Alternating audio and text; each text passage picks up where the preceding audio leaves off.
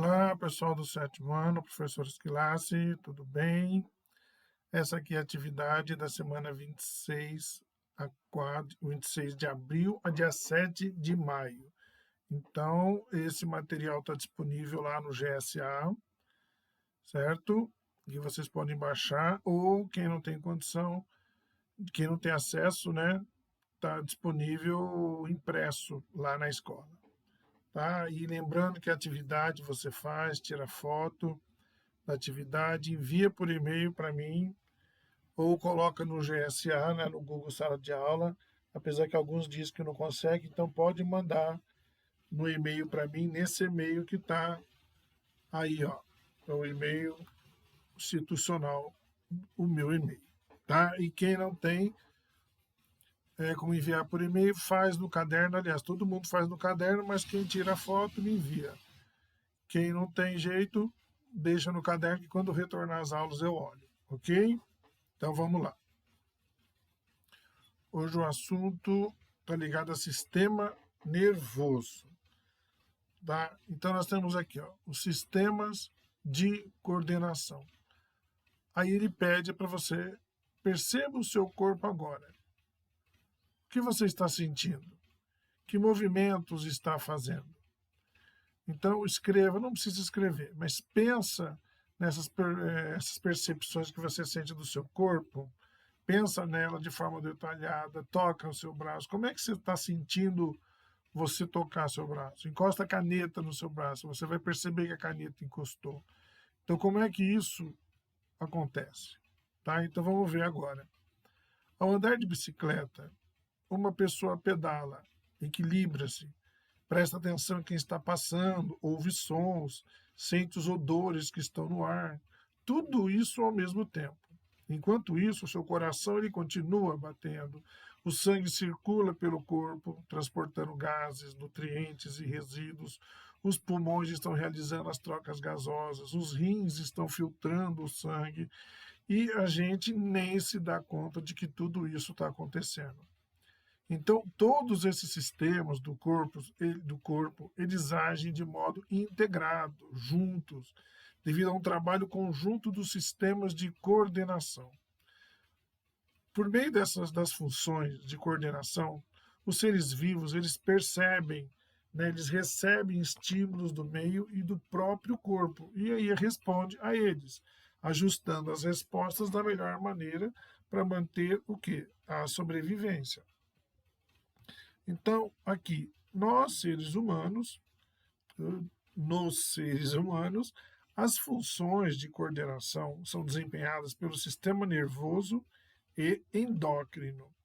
Esses sistemas eles agem de maneira conjunta, respondendo aos estímulos do ambiente e às alterações que ocorrem no nosso corpo, mas diferem quanto ao funcionamento e ao tipo de resposta que produzem.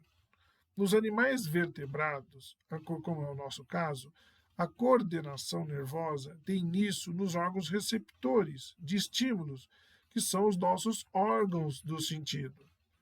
E depois de ter passado pelos órgãos do sentido, vai seguir para o sistema nervoso central, que vai interpretar essa informação e vai elaborar uma resposta específica, enviada aos órgãos efetores pelos neurônios motores na forma de impulso nervoso. Então, os órgãos efetores, eles produzem as respostas aos estímulos. Os músculos executam uma resposta motora, que implica em movimento. As glândulas produzem e secretam, substâncias que atuam na regulação do metabolismo do organismo. Então, esse diafragma aqui, esse diagrama. Eu dei uma paradinha porque tinha uma moto barulhenta aqui. Agora está mais silencioso. Então, a coordenação do corpo humano começa com o estímulo no órgão receptor, que é um dos órgãos dos sentidos, né? Vai para o sistema nervoso central, que aí vai dar uma resposta. Se no caso é um órgão efetor, que é o músculo, é uma resposta motora. Se é um órgão efetor, que é a glândula, é uma resposta secretora. Tá? Então, como é o sistema nervoso? O sistema nervoso humano, ele integra todas as mensagens recebidas pelo corpo e coordena suas funções e ações. E como é que é a organização desse sistema nervoso? Então, você pode olhar essa imagem aqui do lado, conforme eu vou falando também.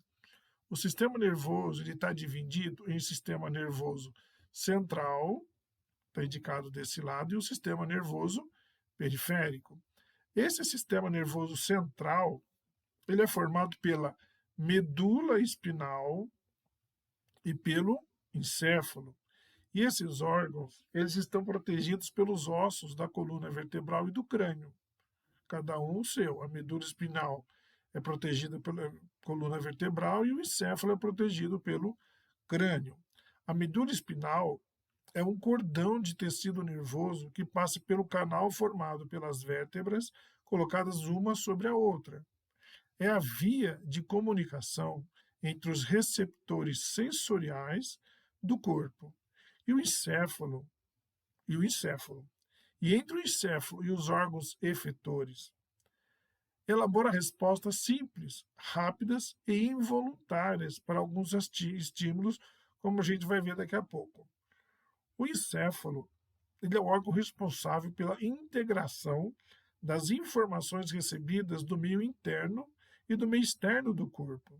E também é o centro das decisões voluntárias, que a gente decide, e ações involuntárias, que ocorrem sem a gente tomar uma decisão.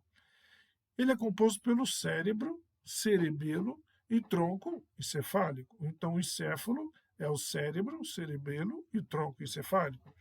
Que nós temos aqui o cérebro, o cerebelo e aqui o tronco encefálico. O cérebro, ele ocupa, como a gente pode ver na imagem, a maior parte do crânio. Ele recebe as informações do corpo e do ambiente externo, analisa-as e elabora comandos que dirigem as ações voluntárias. É responsável também pelo pensamento, pela memória, pela linguagem e pela aprendizagem. Quer dizer, vocês estão usando o cérebro agora para aprender o que a gente está conversando. E além de muitas funções vitais, como os movimentos e o controle do sono, da fome e da sede. Certo? Agora, o cerebelo, ele já está relacionado à coordenação dos comandos motores e atua na manutenção do equilíbrio e da postura do corpo, enquanto que o tronco encefálico, ele participa do controle das funções vitais involuntárias, que é aquela que a gente não controla, como os batimentos cardíacos, a ventilação pulmonar, né, a respiração, e os movimentos peristálticos dos órgãos do sistema digestório, e faz a comunicação entre o encéfalo e a medula espinal. O sistema nervoso periférico, ele é constituído, vou voltar lá na imagem para vocês entenderem, aqui ó, sistema nervoso periférico, ele é constituído pelos nervos cranianos e os nervos espinais. Então, os gânglios, como eu disse, no sistema nervoso periférico é constituído de gânglios nervosos e nervos. Os gânglios nervosos são dilatações que reúnem corpos celulares de neurônios. Os nervos, eles são conjuntos de axônios que se associam, formando fibras nervosas. Há os nervos cranianos, que partem do encéfalo, e os nervos espinais, que partem da medula espinal. Os nervos se ramificam e atingem todas as partes do organismo. Então, nós temos aqui uma estrutura do nervo, tá? Então, ó, esquema de um nervo em corte.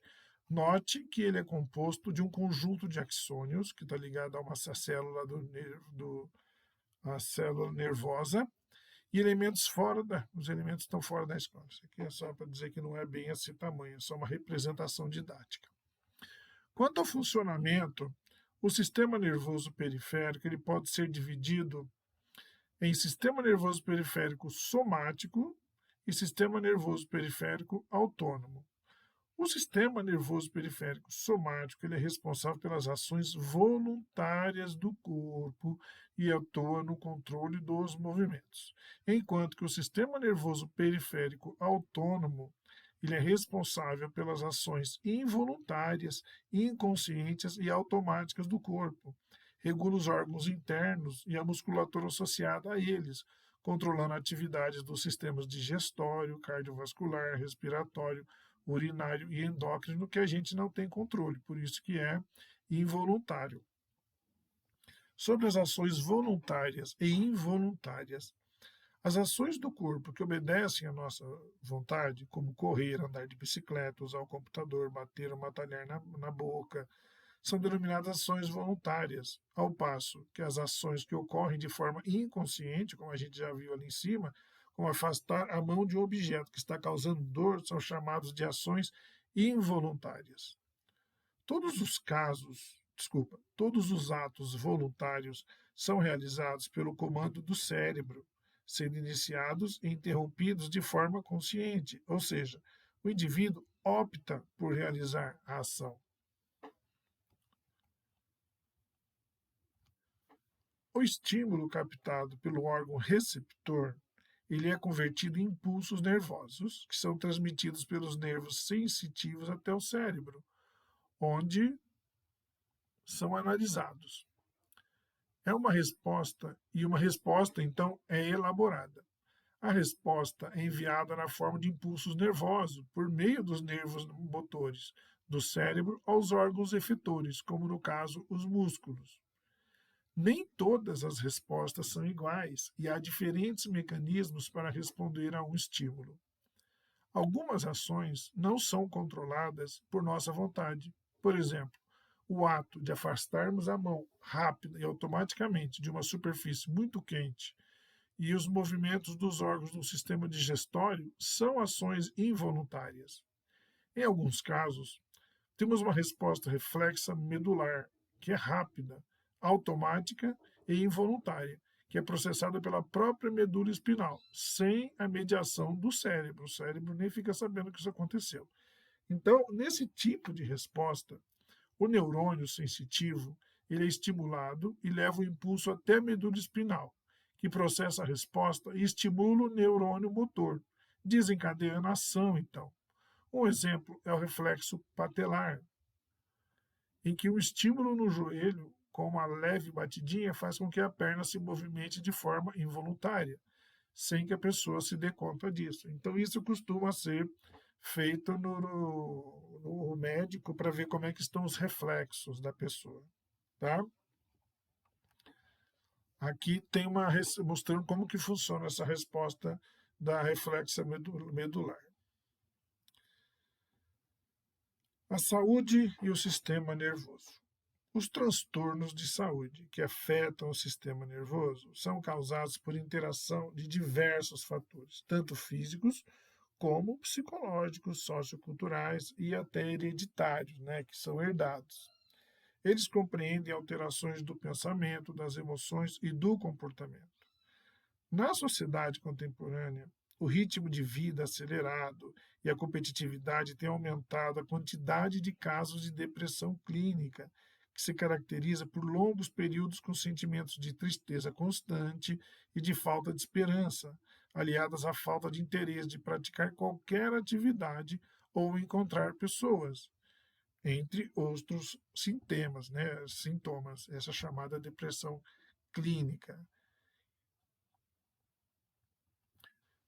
E o sistema nervoso também, ele pode ser prejudicado por infecções de vírus ou bactérias, que podem causar doenças como meningite e poliomielite, que é mais conhecida como paralisia infantil. Essas doenças podem provocar dores de cabeça, vômito, paralisia e levar à morte, dependendo do local afetado de qual é o agente infeccioso. A vacinação é importante para prevenir algumas dessas infecções. Os órgãos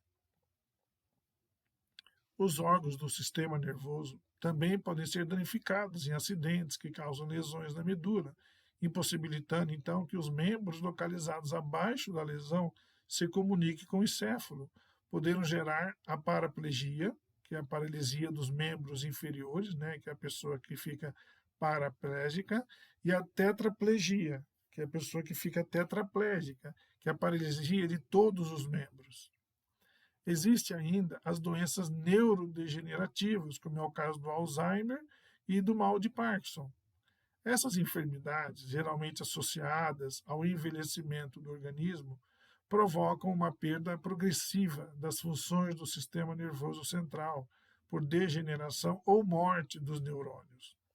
As causas dessas doenças ainda não estão totalmente esclarecidas e continuam sendo investigadas. Embora sejam incuráveis, quer dizer, não tem cura, há tratamentos que retardam a evolução desses sintomas. Hábitos cotidianos, como manter uma alimentação saudável e equilibrada, ter momentos de descanso e lazer, praticar exercícios físicos regularmente, ter uma rotina saudável para os horários de sono e não fumar ou consumir drogas que afetem o funcionamento do sistema nervoso, ajudam a prevenir doenças e a manter a saúde do sistema nervoso. As chamadas substâncias psicoativas, o que é isso? São substâncias químicas que alteram temporariamente o funcionamento normal do cérebro, mudando o estado de humor da pessoa e de consciência, mudando o comportamento e o sentido de realidade. Algumas drogas, como o álcool, a maconha, a cocaína, o crack, o êxtase e a heroína, e alguns medicamentos, como os antidepressivos e analgésicos, que reduzem a percepção da dor, têm efeito psicoativo no corpo da pessoa. Os efeitos das substâncias psicoativas no corpo são bastante variados. Há drogas que estimulam o cérebro, outras que inibem o seu funcionamento e outras ainda que atuam na percepção da realidade, distorcendo, quer dizer, a pessoa perde um pouco o senso de realidade. As substâncias psicoativas, elas podem causar efeitos que são danosos ao corpo e podem danificar os neurônios de forma permanente. Por isso, seu uso ou é proibido ou ele é controlado, porque pode causar essas alterações graves no cérebro, né? Então é isso, gente. Isso aqui foi uma explicação bem básica do sistema nervoso e aqui vocês têm as atividades para poder responder e aí na semana que vem eu faço o vídeo com a correção das atividades. Então, leia o texto, entenda o que você está lendo, reflita sobre ele e responda essas perguntas para a semana que vem ver se você compreendeu. Ok? Então é isso, gente. Um abraço, até mais.